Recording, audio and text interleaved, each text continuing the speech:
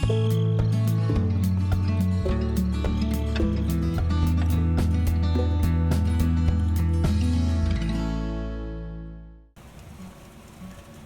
everybody, welcome back to Gelvin Valley, Farming Simulator 15.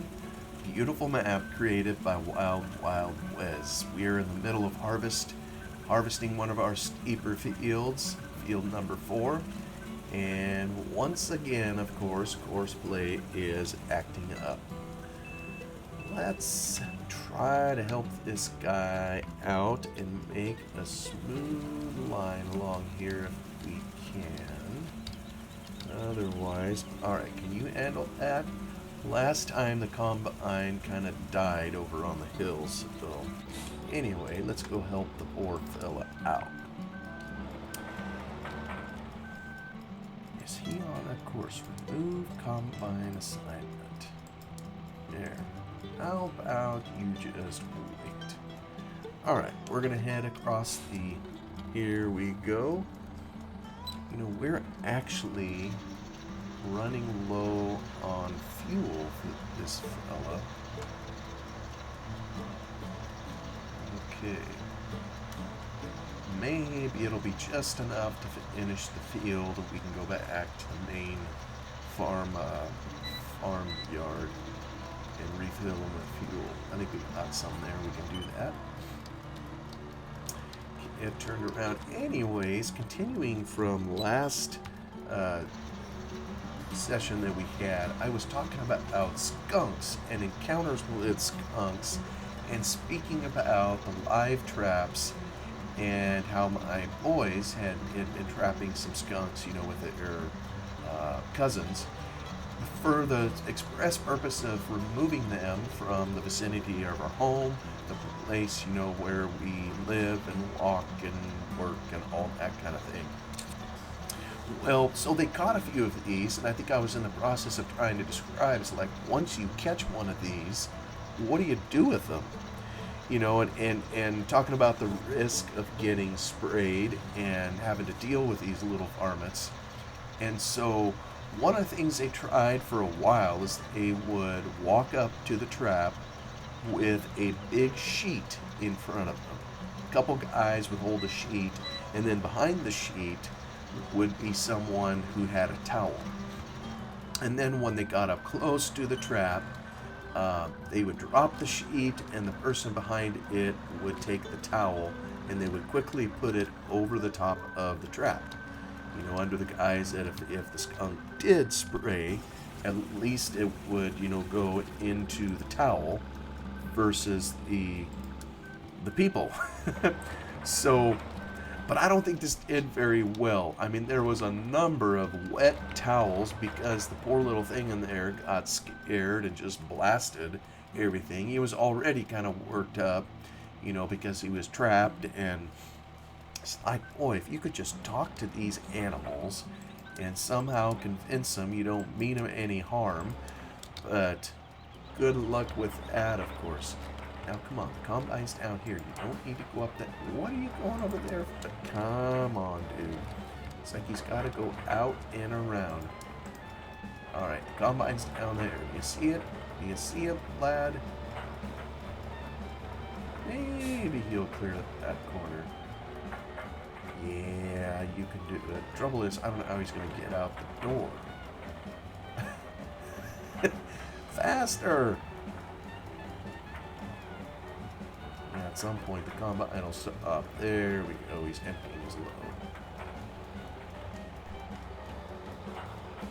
Yeah, here's where we run into trouble. Now he's full.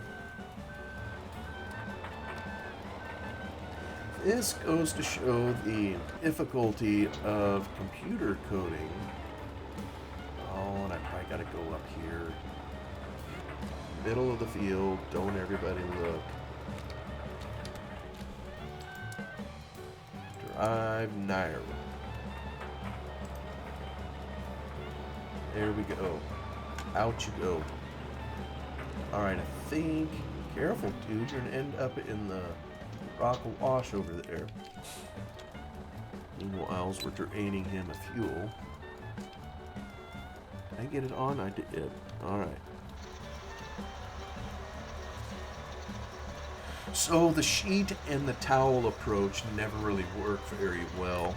I remember my boys telling me one time too, that one time they went up to the trap and the poor little guy in there was already having a fit. There was a... Oh my goodness. Patience being tested. I don't know why you would tangle with that. Are you just driving too fast and irresponsible?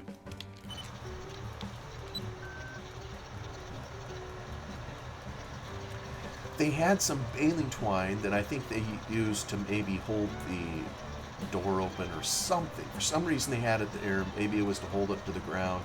Well, somehow the little guy got it tangled on his foot and dragged it into the trap with him, and then got spooked and proceeded. And then the trap, sprung, so we knew he was caught inside, and he just about tore the place apart in there because now he was inside there, and then also had this thing around his foot. And so he got himself all worked up. He got himself worse with the baling twine and got himself all tied up to the point where he couldn't move. And I don't know if that was a blessing in disguise, but think about the problem that causes in when you got to go deal with the skunk. So let's just say we've had some less than pleasant experiences with traps and skunks and dealing with them. Live trap, I don't know if it's the best way to go. You try to do right by the animal, but maybe there's better ways of dealing with them. I know my brother, growing up, I kind of think this happened in our home, maybe near the garden. He somehow encountered a skunk, and I don't know if it was broad daylight, close to dusk. He has this vivid memory of watching the skunk lift its tail and do its little crouch thing or whatever. Oh, is our tractor having trouble again? Dog my cats. Yeah, well, I don't know why you head down there, pal, when the combine is over here. Seems pretty simple to me. Oh, you like that down there, do you, huh? I wonder if it goes off the angle of the combine and it tries to match. No, it just wants to. It wants the fence.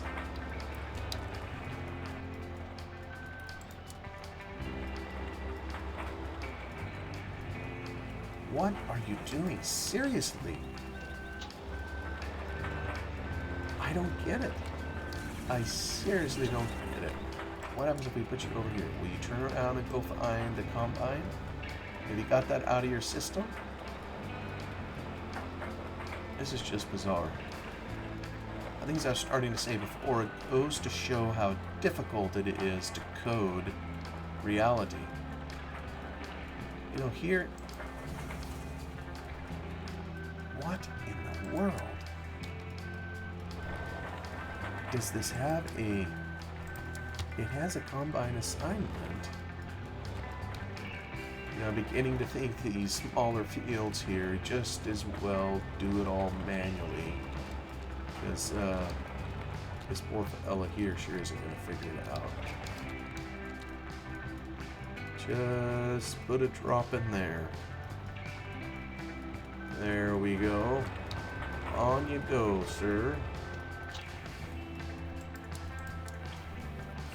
No combine in reach. Whatever. Oh, and of course he's in the way, so I gotta move him. The combine prima donna combine driver will belly ache. Alright, but back out to the field with this. Anyway, my brother was encountering a skunk in the garden or whatever, and watched it crouch, and then saw a jet, or maybe it was two jets of this yellowish fluid come flying through the air at him. And he said he never got hit. And he thought, phew, that was close. Well, then at some point, I mean, I don't know they did anything with the skunk other than escape from it. The skunk ran off, did whatever, and my brother goes into the house. And my mom promptly throws him out of the house and says, "You stink to the high heaven. You know, you got into the skunk." And my brother was confused because he says, "But it didn't hit me." You know, he saw the bile come out, but it never hit him. But I guess when you get in close enough proximity to it, it doesn't matter that you're not literally hit. It was close enough, and it was so potent. You know, I almost think certain smells like that damage your, what is it, your olfactory. Oh goodness, what are you doing? I can't even drive straight. I thought I had it on. Damages your ability to smell, and so he smelled rotten, and he couldn't even tell how bad he smelled. But everybody around him, you know, he smelled like he took a direct hit, and I've noticed that before. I mean, if you're close enough to it, some of that is gonna stick to you, whether you like it or not. I just remember him going through that experience. I'm just looking at my notes here. I know we've had some other encounters. Oh, here I remember one. I can't remember if I've described this one here. Maybe I have before. One of my aunts and uncles, when they got married, their getaway car, if you will, after reception, there was a group of guys out there. I don't remember how old I was at the time. I don't think I was quite a teenager yet, but I could still picture it, you know, clear as day, while a bunch of their friends, you know, were doctoring up the car and doing all sorts of bad things to it. One of them just commented that they saw a skunk, a dead skunk, on the road, just good old roadkill, somewhere back, you know, where they had driven to the reception. And so someone got the bright idea they would go scrape it off the road, and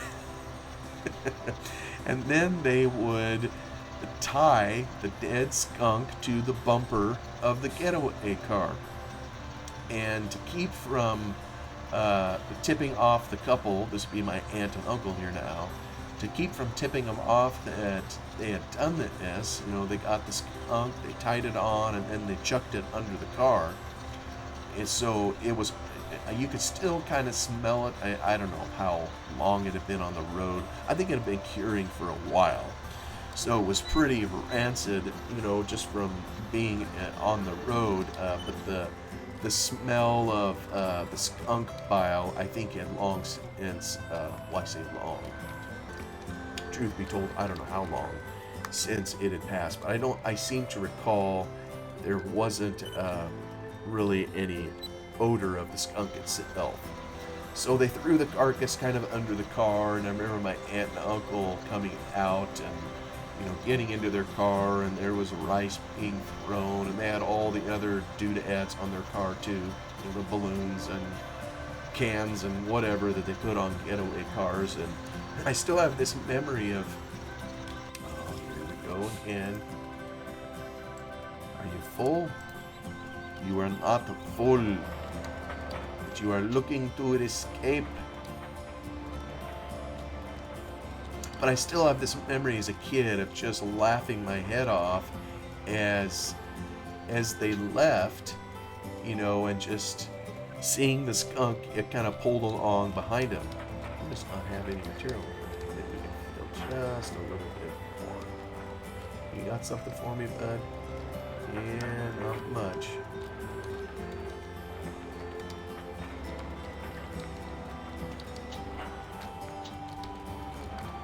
Close enough for government work. Alright, we're going to go up in here again. Sorry, Combine. How does he get a big old divot in the field like that anyhow? I don't know. Let's remove the Combine assignment. Drive course, drive now. Please take care when you get out on the road. Back to our tractor. Continue this. like I say, I still remember seeing him kind of bounce out onto the road and the poor little dead skunk going along in tow. Kind of a sick thing to do, but I mean, he was already dead. We thought about it later, or a number of us did. We wondered if someone would attempt to stop him.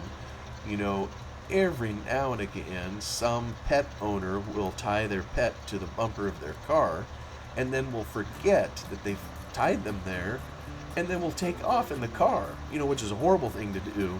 In this case here, the animal was already dead.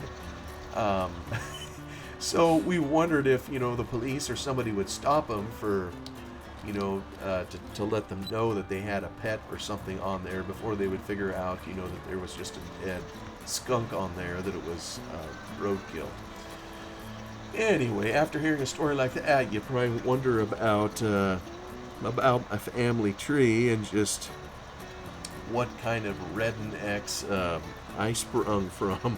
I maybe still wonder about that too. Actually, that same aunt and uncle where they live now, they have a fair-sized acreage, and they've had horses over the years. And back when my younger daughter was interested in horses before she moved out of home and married, she was into horse activities, and there was a time or two we'd haul her horse or someone else's horse kind of between my aunt and uncle's property and home. And I remember one time going over there, and we got there, and there was this big old commotion, and a dog came bounding out of their driveway, just just on a tear, going after a skunk. And this is where dogs are just blooming idiots at times, where they just have no sense, some of them, and they're gonna go after the skunk and take their pound of flesh, never realizing, what kind of trouble, they may be getting themselves into by doing that, or the consequences of their actions.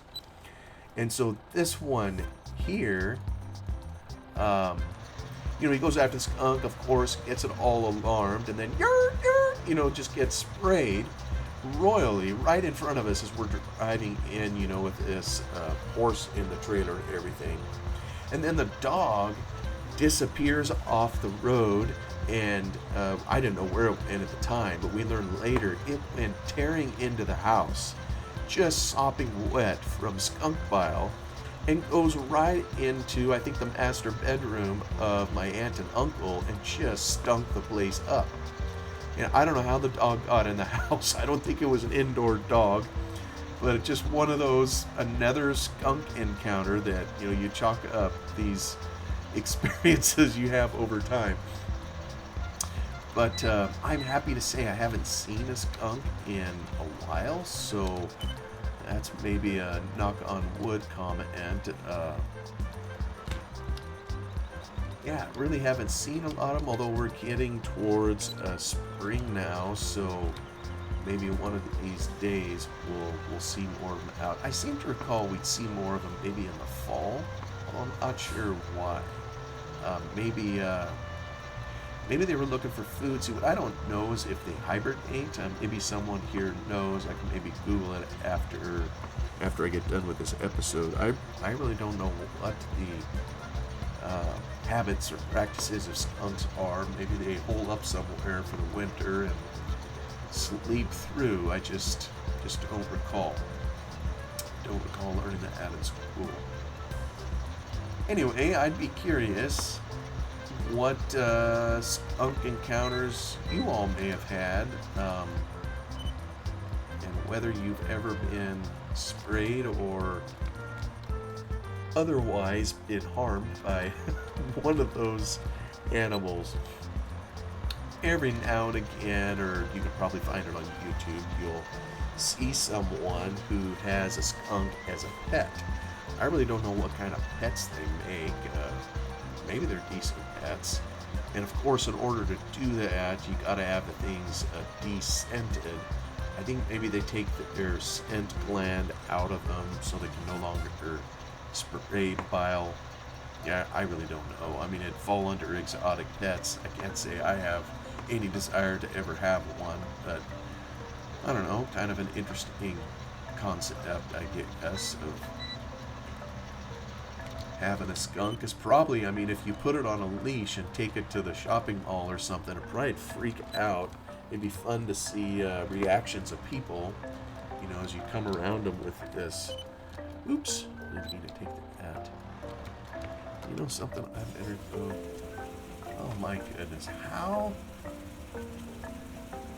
do you get a piece like this? Oh my goodness. Let me come back to here. I got just a fuzz of fuel left. And I'm hoping I can get it done with this particular field. Oh, even as I watch my cash dwindle, probably because I'm doing so much hiring, maybe what I should be doing to conserve cash is to drive all the machinery myself. Turn it on GPS, tackle the fields, make decent rows in there, not make any funny shaped cuts. I don't like it was happening right when we were back looking at her combine. Then maybe save some money because I'm just going further in the hole by hiring people to drive the machines for me. Anyway, almost done rowing up the hay here, or hay, the straw on this particular hillside, our biggest field. Hopefully we'll get a fair number of bales out of it. Like I said earlier, we're going to need every bale we can get, all hands on deck to try to pay off our burgeoning debt. Right now we're storing the barley rather than selling it because we need to wait a little while, I think, for the price to come back up. Which reminds me, there's just never enough time in the day that I would love to do some work on a mod that captures and remembers prices and puts them in a chart. Trouble is, I don't know how to do it, so I'm gonna have to think on that, I think, for a while to figure it out.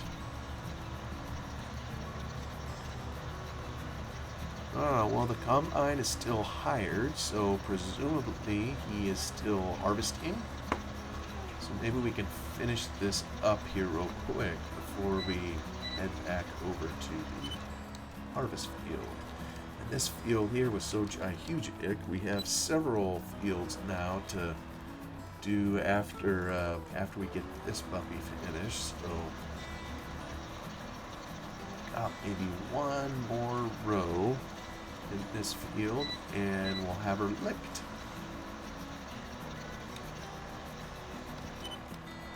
Always good to get her done. Well, maybe we'll be able to pick all that up. We'll see.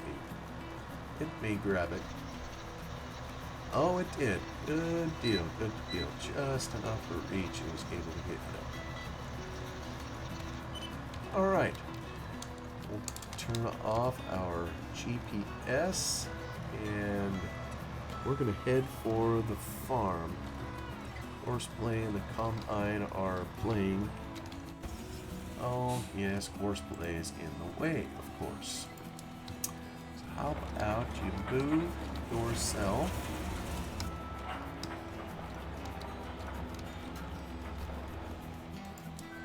Yeah, I don't know if the combine is going to...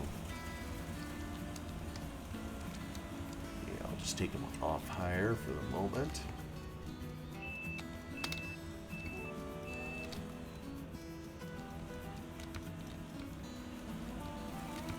Yeah, this probably really needs to be a grass field instead of arable farming. It's so bloomin' steep in here. I don't think you would ever do this arable in real life. I don't even know if you would cut grass in it. It's just so bloomin' steep in here. The trouble isn't so much that it's steep. The trouble is there's There's no place really to turn around except for maybe a small area kind of up top. But everything else is just on the hill. It's one thing to go across the hill. It's another to turn around on it, when you get to the end. That's the most uncomfortable part. What are you doing? You're kind of just heading off into the wild blue yonder here. How about you come here? Let me just leave him alone. We're going to take this guy back to... Where's our... Yeah, we got to head back over here. I need to give him some sauce. And so we'll take him to the main farm here. Oh, wait a minute. I better go around.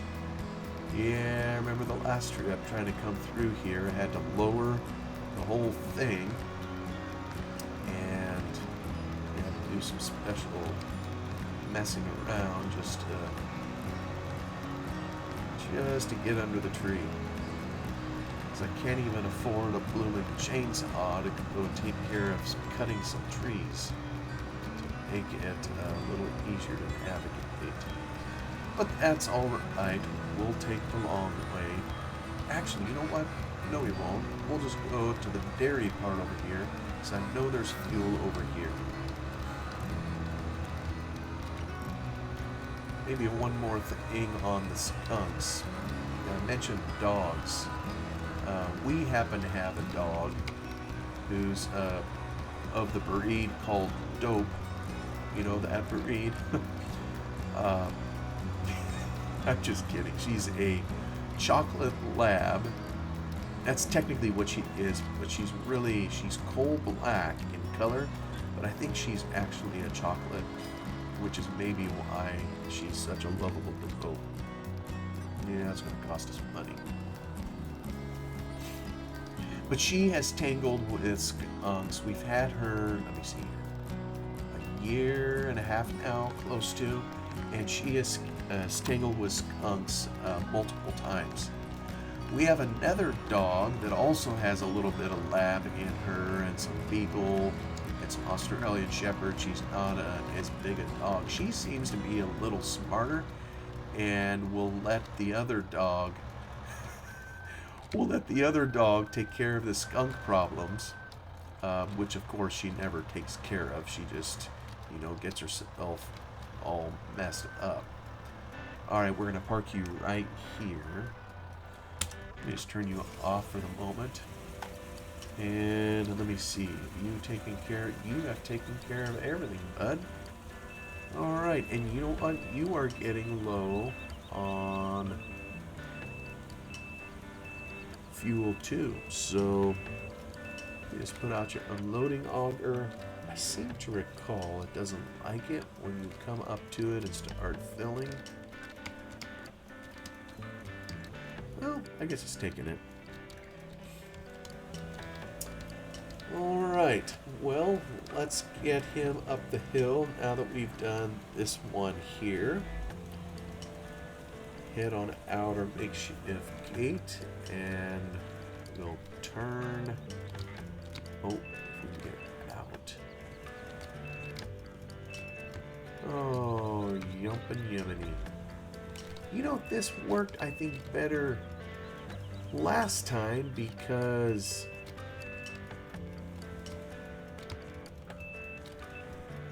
what is the deal?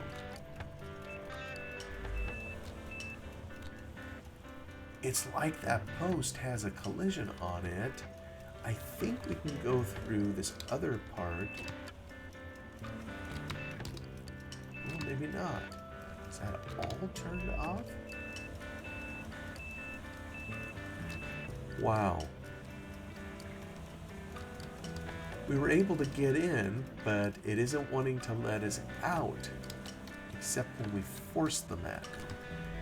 And of course we incurred a little bit of damage in the process. Alright, well, that isn't exactly the way to do it, but it's how we roll in here. Alright, we're climbing the steep hill here, heading up to field number 49. And it's also a smallish field. so it isn't going to take us very long. We'll get it up here and probably get him going before the video is over here, just to try to keep things moving. It's another narrow entrance. I'm pretty sure we also took collisions off of here. Yes? Yeah, see, that one behaves the way it should. I need to open the map again.